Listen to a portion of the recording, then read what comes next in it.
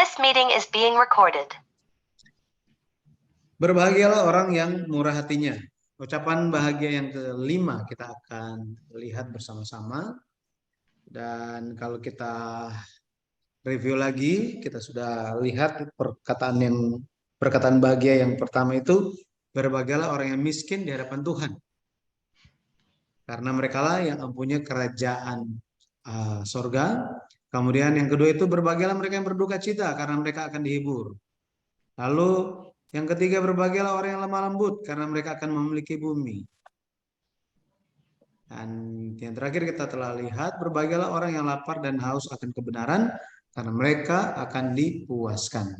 Kita akan lanjutkan, berbahagialah orang yang murah hatinya. Orang yang murah hatinya. Mari kita lihat. Matius 5 ayat 7. Kita baca bersama-sama. 2, 3. Berbahagialah orang yang murah hatinya karena mereka akan beroleh kemurahan. Kemurahan. Nah, kita akan lihat mengenai hal ini. Yang pertama kita akan lihat dulu berkatnya. Apa yang diterima oleh orang yang murah hatinya? Yang murah hati akan terima apa? Dikatakan dalam bahasa Yunani itu murah hati. Mereka akan beroleh apa? Kemurahan. Kemurahan. Eletesontai. Ini akar katanya eleo. Artinya merasa kasihan. Merasa kasihan atau berbelas kasihan. Ini artinya. Jadi maksudnya apa? Kok beroleh kemurahan atau dikasihani, ini merupakan suatu sosok apakah menjadi sosok yang dikasihani itu adalah suatu berkat. Ini nih, dikasihani, dibelas kasihan. Apakah itu suatu berkat? Nah, mari kita lihat bersama-sama mengenai hal ini. Apa artinya? Apa artinya beroleh kemurahan atau beroleh belas kasihan? Yang pertama, itu tidak menerima penghakiman. Tidak menerima penghakiman. Di Yakobus 2 ayat 13 dikatakan, sebab penghakiman yang tak berbelas kasihan akan berlaku atas orang yang tidak berbelas kasihan. Tetapi belas kasihan akan menang atas penghakiman.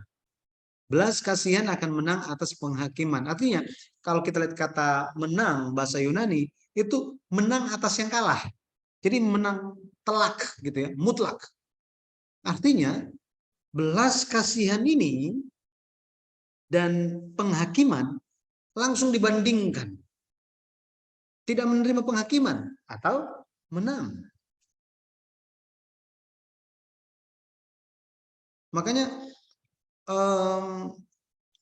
jika kita berdiri, ya, misalnya kita sedang di ruang pengadilan, kemudian sudah dapat tuntutan. Waduh, jaksanya udah tuntut kita dengan berbagai hal. Wah, kita tidak bisa mengelak lagi.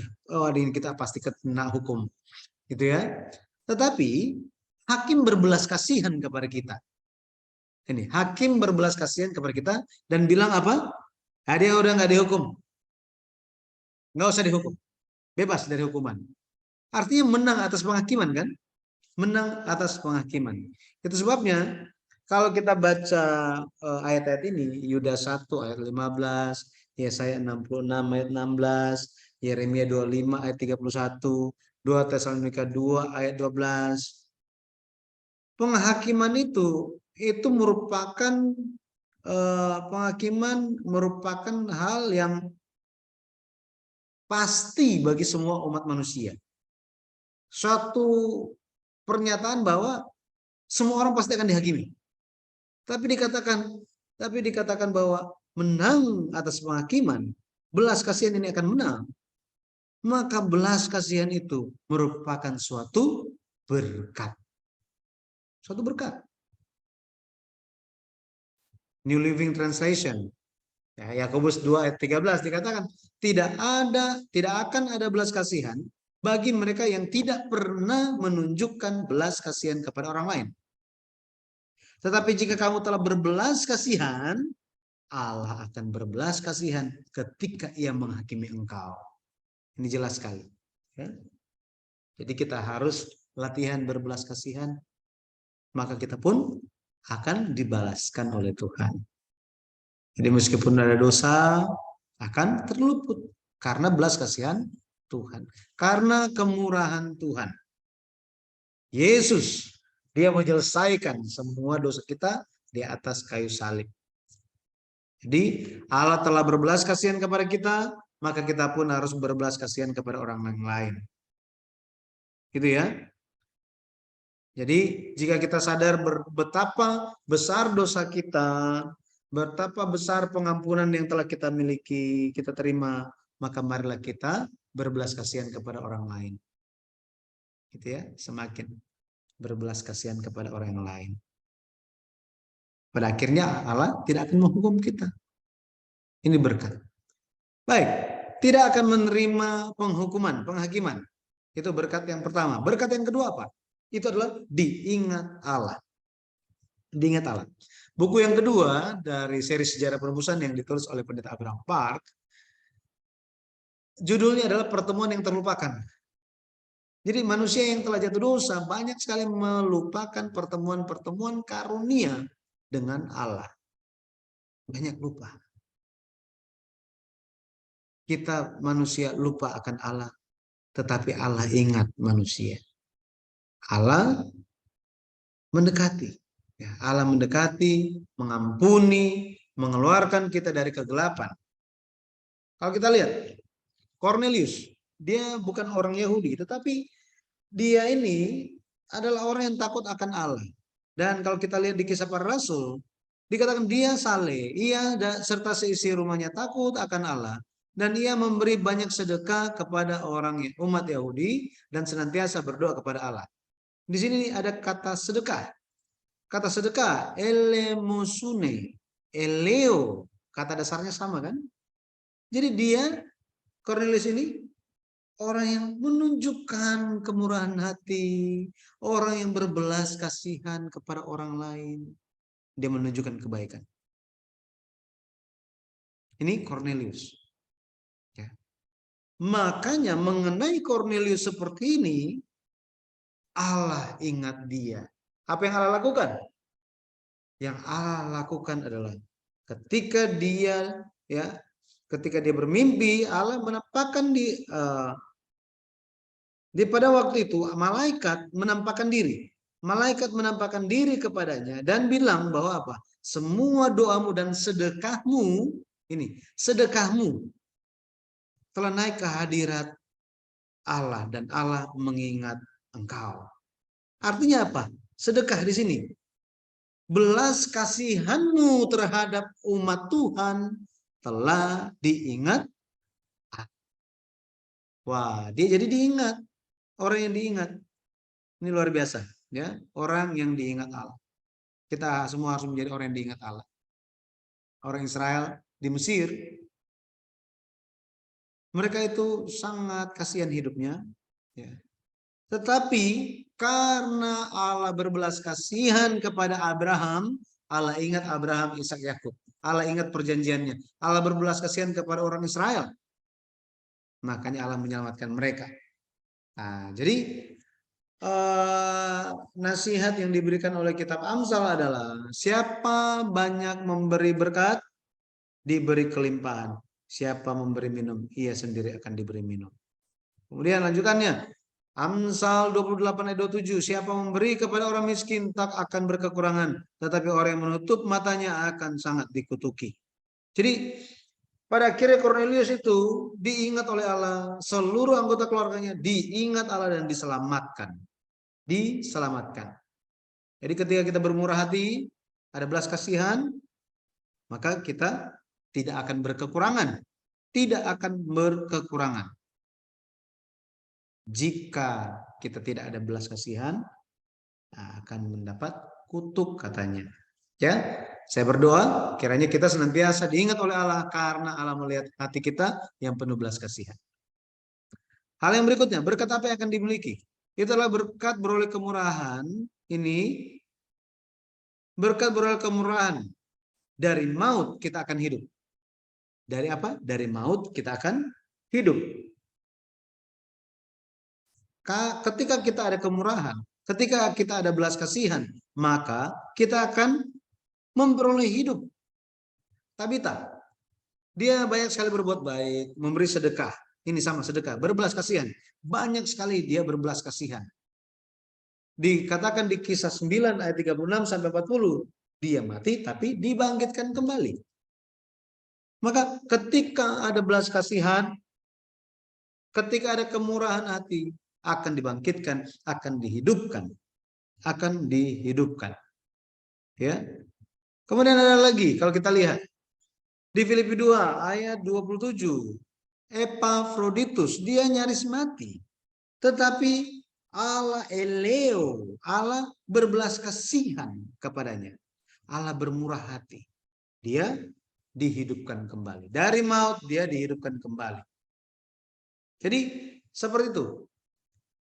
Karena belas kasih Allah, kita akan beroleh kebangkitan itu.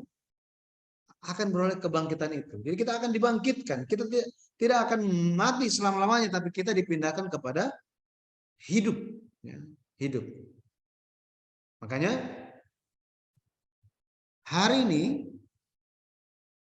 berkat Tuhan bahwa kita akan dikeluarkan dari maut, itu bukan nanti terjadinya. Bukan hanya bicara tentang nanti ketika Tuhan datang kembali, Tuhan akan memberikan kita kebangkitan. Tetapi kebangkitan bicara mengenai juga hal-hal rohani. Hal-hal rohani yang bagaimana? Ketika ada yang mati secara rohani di dalam kehidupan kita, pekerjaan, hubungan, ataupun iman, tapi jika kita itu bermurah hati, berbelas kasihan, menjalankan perintah Allah, maka Allah akan membangkitkan semangat kita, menguatkan, menghidupkan iman kita, bahkan pekerjaan kita akan dilancarkan. Semua hal yang kita doakan akan diperhatikan oleh Tuhan dan dijawab. Oke? Itu mengenai berkatnya. Sekarang mari kita lihat. Jadi apa sih murah hati itu? Belas kasihan itu seperti apa? Nah, yang pertama kita lihat, murah hati atau belas kasihan artinya merasa kasihan kepada orang lain. Di Perjanjian Lama, dua kata yang menunjuk kepada kemurahan atau belas kasihan. Yang pertama itu raham. Raham artinya merasa kasihan kepada orang lain sampai hati itu merasa sakit. Turut merasakan kesakitan. Ini. Nehemia 1 ayat 11 ada kata ini. Raham, ya, belas kasihan.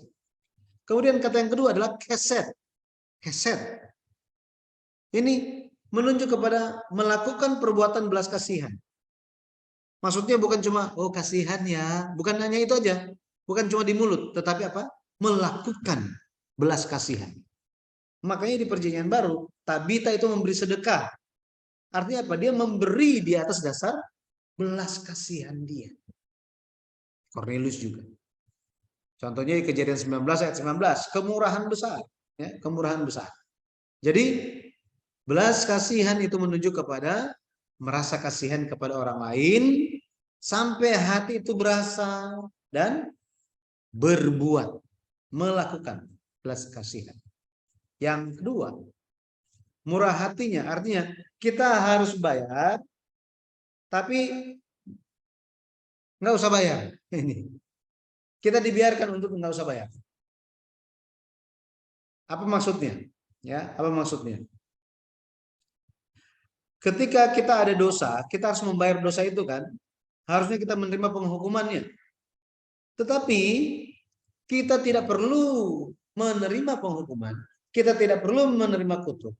Karena ada kemurahan Allah. Kemurahan Allah. Nah ini. Ratapan 3 ayat 22. Tak berkesudahan kasih setia ini. Keset, belas kasihan Tuhan. Tak habis-habisnya rahmatnya. Rahmatnya, raham. Ya.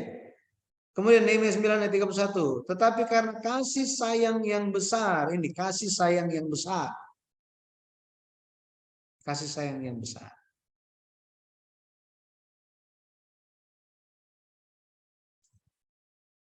Engkau tidak membinasakan mereka sama sekali dan tidak meninggalkan mereka.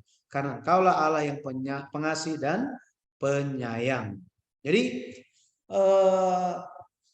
apa belas kasihan ini? Apa kemurahan ini? Ini kemurahan menunjuk kepada hal yang apa ya? Merasa kasihan kepada orang lain sampai hati dan juga apa? Hati dan perbuatan itu pun apa ya, turut merasakan dan melakukan.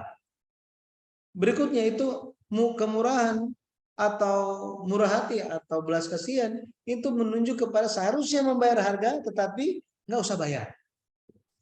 Inilah belas kasihan.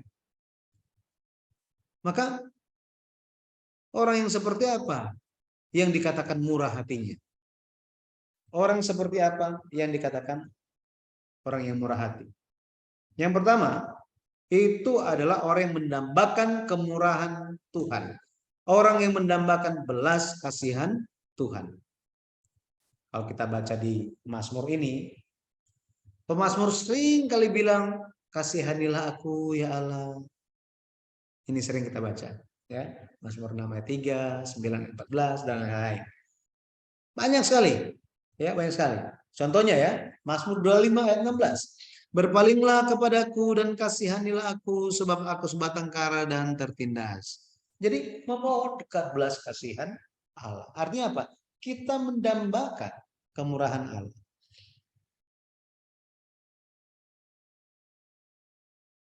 Jika kita sering ya menjadi orang yang mendambakan kemurahan Allah, belas kasihan Allah, pada akhirnya kita pun bisa memiliki kemurahan hati Allah. Kalau anak-anak melihat kita dan melihat kita itu berkata-kata yang baik, gitu ya, berkata-kata yang baik dalam perkataan, maka anak otomatis itu akan bicara hal-hal yang baik juga. Sama seperti itu, ketika kita senantiasa melihat, mendambakan kemurahan Allah, maka kita pun akan memiliki kemurahan. Tapi ingat, belas kasihan Allah itu belas kasihan yang ikhlas. Bukannya hanya apa? Mendambakan belas kasihan Allah, tetapi tidak memiliki hati yang berbelas kasihan. Nggak akan bisa. Makanya siapa orang yang murah hati? Yang mendambakan belas kasihan Allah. Yang kedua, itu adalah orang yang tidak melupakan dirinya. Bahwa apa? Ya, saya telah menerima belas kasihan Allah. Telah menerima kemurahan Allah. Ini. Nggak lupa. Kalau kita baca di Matius 18 ayat 23 sampai 35 ada cerita. Ceritanya apa? Ada seorang dia punya hutang. Hutangnya itu 10.000 talenta. 10.000 talenta, tapi udah diampuni. Kenapa? Karena sang majikan itu, sang raja itu atau majikan itu merasa belas kasihan kepada orang ini. Ini hutangnya 10.000 talenta. Aduh, kasihan banget dianya. Ya sudah, pasti dia nggak bisa itu mau kerja seumur hidup, nggak akan bisa menutupi hutang dia. Tapi ya sudahlah, karena saya lagi bersukacita, hatiku lagi sukacita, dan orang ini, aduh kasihan banget. Ya udah aku ampuni, nggak usah bayar. Ini luar biasa kan? Itu 10.000 talenta berapa banyak sih? Satu talenta itu dikurskan dalam dinar, dari talenta menjadi dinar itu ada, satu talenta adalah 6.000 dinar. Jadi 10.000 talenta itu sekitar 60 juta dinar. Dinar ini bicara tentang upah satu hari. Upah bekerja satu hari. Jadi 10.000 talenta itu adalah 60 juta dinar, artinya upah bekerja selama berapa hari? 10.000 talenta adalah upah kerja 60 juta hari. Artinya apa? Berapa tahun? 10.000 talenta adalah sama dengan nilai bekerja selama 164.384 tahun. Maka apa? Besar sekali ini kan? Makanya 10.000 talenta ini bicara tentang hal yang sangat, hutang yang sangat mustahil untuk dilunasi. Tetapi hutang yang sangat mustahil dilunasi sudah dihapuskan. Sudah dihapuskan. Kenapa? Karena dia harus kerja berapa? Dia harus kerja 164.384 tahun. Gimana coba? Kalau dia hidup cuma 8 sampai 84 tahun, berarti berapa banyak tahun setelah mati dia harus bekerja? Gitu ya. Jadi sangat nggak masuk akal angkanya, terlalu besar 10.000 talenta ini. Tapi orang yang telah diampuni gara-gara hutang yang 10.000 talenta itu sudah diampuni, tiba-tiba ada dia ketemu dengan orang yang berhutang kepadanya 100 dinar. 100 dinar ini adalah kewajiban bekerja selama 3 bulan. 3 bulan. Apa yang dilakukannya? Apakah dia ada belas kasihan? Tidak ada belas kasihan. Dihajar benar-benar. Dituntut orang yang berhutang 100 dinar. Dia lupa bahwa apa? Dia mengejar-ngejar orang yang hutang kepada dia kerja selama 3 bulan. Tetapi dia lupa bahwa dirinya baru saja lolos gara-gara diampuni hutangnya yang harus bekerja selama 164.384 tahun. Bayangkan. Makanya sang raja, sang tuan itu bilang apa kepada orang yang nggak tahu berterima kasih, nggak memiliki belas kasihan ini? Engkau jahat katanya. Betul ya? Jahat. Jadi orang yang jahat itu orang yang bagaimana? Orang yang jahat adalah orang yang lupa belas kasihan Allah. Lupa kemurahan Allah. Ini bukan cerita lama. Jika kita tidak berhati-hati, tidak berjaga-jaga, ini pun bisa terjadi kepada kita. Ya. Nah, Matius 18 ayat 33, bukankah engkau pun harus mengasihani kawanmu seperti aku telah mengasihani engkau? Dikatakan begitu. Ayat 34. Maka marahlah tuannya itu dan menyerahkannya kepada algojo sampai ia melunaskan seluruh hutangnya. Ayat 35. Maka Bapakku yang di sorga akan berbuat demikian juga terhadap kamu apabila kamu masing-masing tidak mengampuni saudaramu dengan segenap hatimu. Jadi masalah hutang dikaitkan dengan hal mengampuni. Hal mengampuni. Ya. Jadi mengampuni itu sangat-sangat penting. Oke. Nah, siapakah orang yang mengampuni? Orang yang memiliki belas kasihan itu orang yang seperti apa? Itu adalah orang yang segera, tidak menunda, tetapi apa? Segera dan tekun selalu bermurah hati, berbelas kasihan kepada orang lain. Roma 12 ayat 8. Siapa yang menunjukkan kemurahan, hendaklah ia melakukannya dengan sukacita. Harus dengan sukacita. Jangan bukan apa? Bersungut-sungut, nggak boleh, gitu ya. Harus bermurah hati. Kapan? Sekarang dan seterusnya. Dari kemarin, hari ini, di masa depan harus memiliki kemurahan hati. Ya. Kenapa? Roma 3 ayat 25 dikatakan Allah telah membiarkan dosa-dosa di masa lalu kita. Allah telah mengampuni kita. Jadi betapa penting kita saling mengampuni. Bayangkan misalnya Tuhan ingat semua dosa kita. Wah, nggak ada kesempatan bagi kita. Ya, nggak ada kesempatan bagi kita. Jadi, mari kita tidak melihat kekurangan orang lain. Jangan. Ya. Mari kita melihat bagaimana kasih karunia yang telah kita terima dan memberikan kesempatan bagi orang lain untuk berubah. Ya, mungkin ada sakit hati, tetapi ingat, aku telah menerima belas kasihan Tuhan, telah menerima berkat kemurahan Tuhan. Maka Tuhan tolong supaya orang itu pun menerima belas kasihan Tuhan.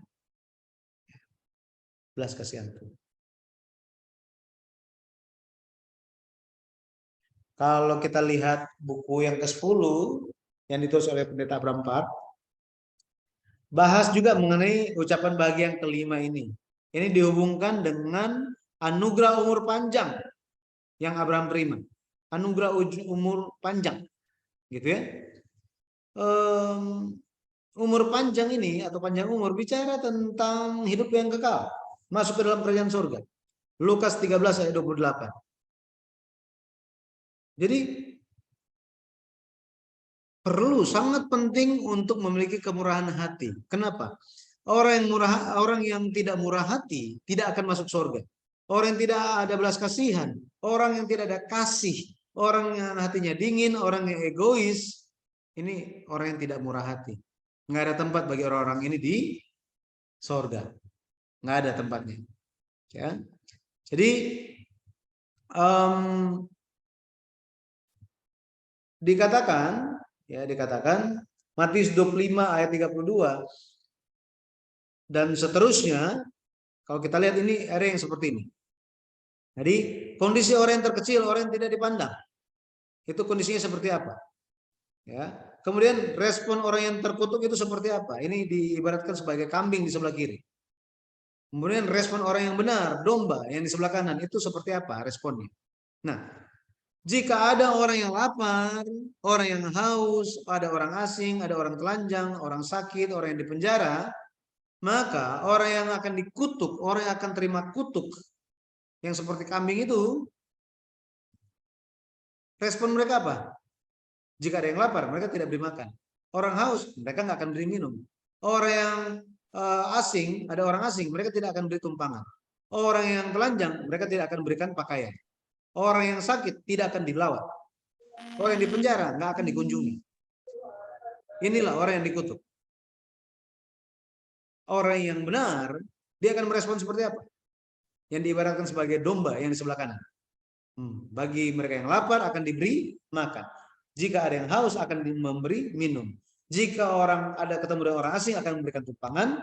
Orang yang telanjang akan diberikan pakaian. Orang yang sakit akan dirawat. Orang yang dipenjara akan dikunjungi. Artinya apa? Perlu memiliki hati yang seperti itu. Hasilnya apa?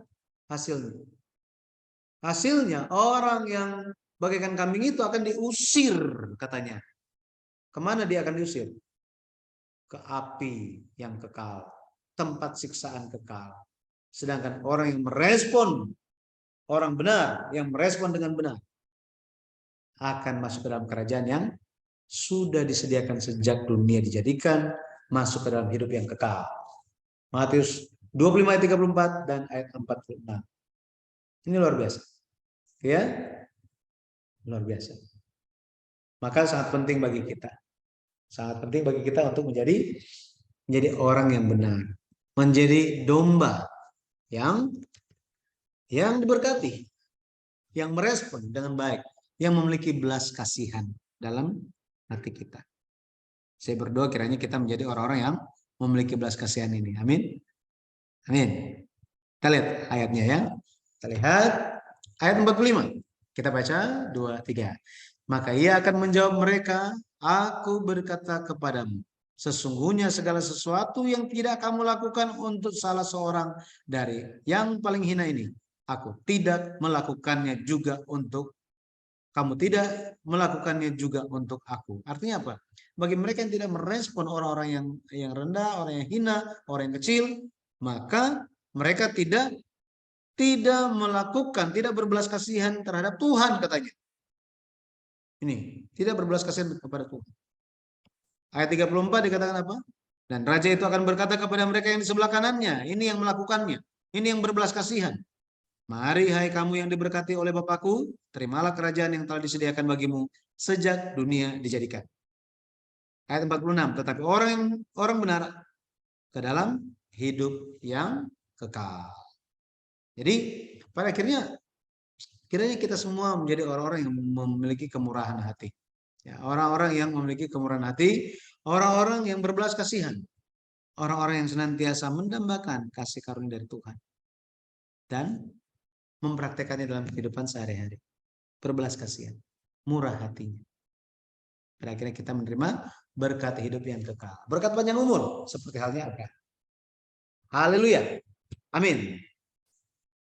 Sampai di sini ada yang mau bertanya?